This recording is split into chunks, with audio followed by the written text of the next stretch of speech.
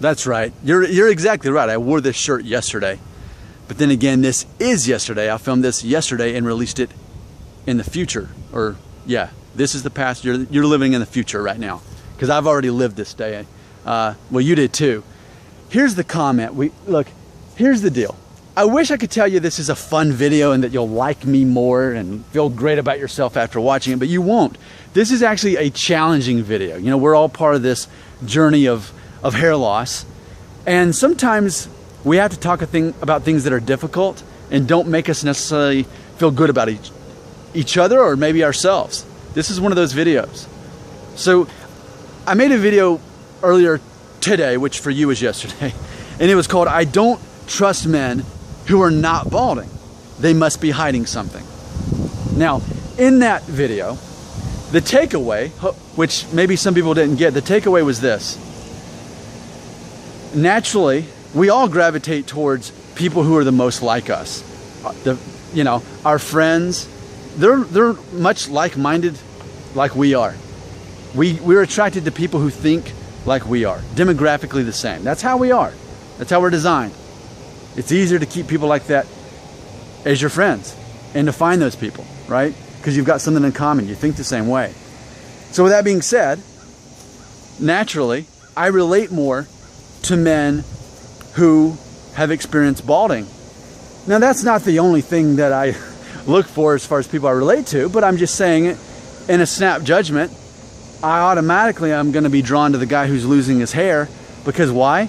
Because he's already experienced, probably more than I have, what it's like to go through that. And he's survived it. He's been through that. There's something I can learn from this guy. He's got something in his character that I'm already attracted to, and knowing that about him. Now, I see a guy with a full head of hair. That's one less lesson that guy has learned compared to the bald guy. So if I'm making a snap judgment, that's what's going to happen. So that's ultimately the takeaway of that video. Now, let's talk about what Robert said. Robert said this, quote, "Come on now, let's not be prejudiced. You shouldn't judge a man by the density of his hairline, but by the content of his character," end quote, which is exactly what hopefully I just explained. That if all I know about these two men is one has hair and the other doesn't, I'm more intrigued by the man who's bald because I relate more to him. But if that's all, assuming that's all I know about him. Now, if I know any more about them, that's going to change my perception. And it goes back to his character. But if I'm looking for clues of his character, which is what Robert says that we should judge each other on, content of character, if all I know is one guy's bald and the other's not, personally, I already see more in the character of the bald guy because he survived it. He made it through it. Okay? Let's go on to White Ghost. White Ghost had this to say, quote, "So a guy that goes off to war and survives that happens to have a full head of hair does not get your respect, but a bald basement dweller back home gets your utmost respect." Makes sense. End quote. Okay. So again, this is assuming I knew all that.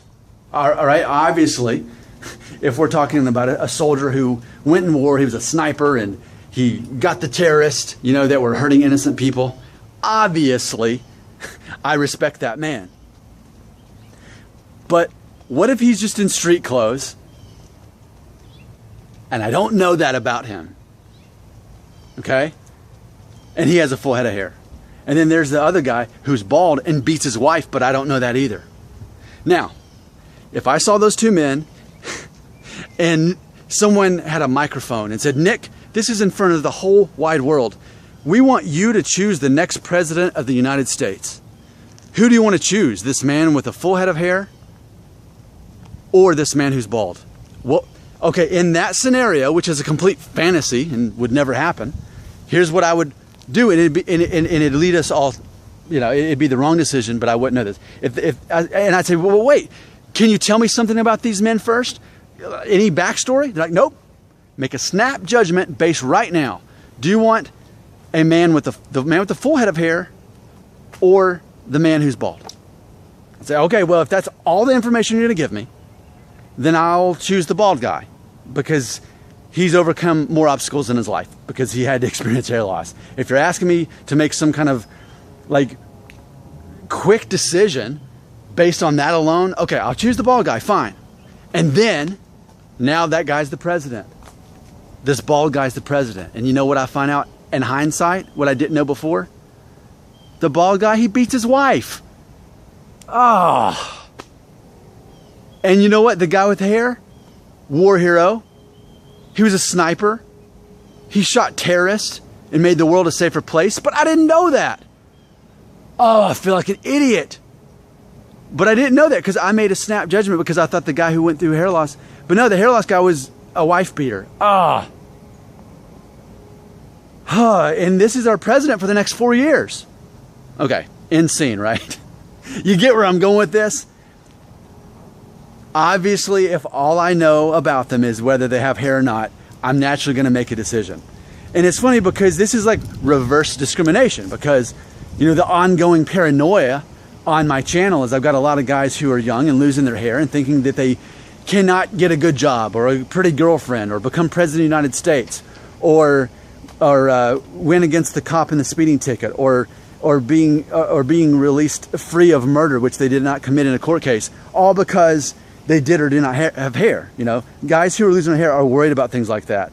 And so now suddenly the tables are turned because out of over 1,600 subscribers, not all of people watching these videos have any hair loss.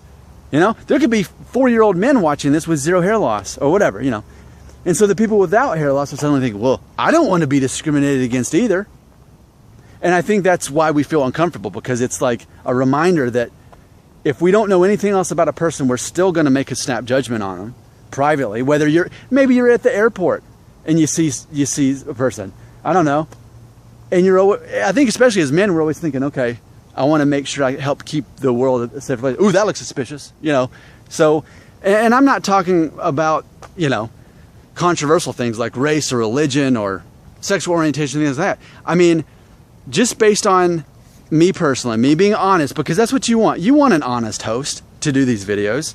You don't want one of those fake YouTubers who at the end of it is like, and don't forget to subscribe and click here and watch this video. And you don't want that. You want me. I'm a real guy. I'm flawed. I'm not perfect. Same as you. None of us are perfect. We're all flawed. And we all do judge people. And I think maybe this is the best way to end this video. Where do you fall? Like, what side of the fence do you fall on? Are you more likely to automatically not know anything about the guy? Would you automatically respect the man who has hair or the guy who doesn't have hair, not knowing anything else about them? Where do you fall? Obviously, you know which guy I choose. But this is completely hypothetical, but I think it's a good exercise to help us understand the way we see the world, despite our preconceived ideas that people favor men with hair.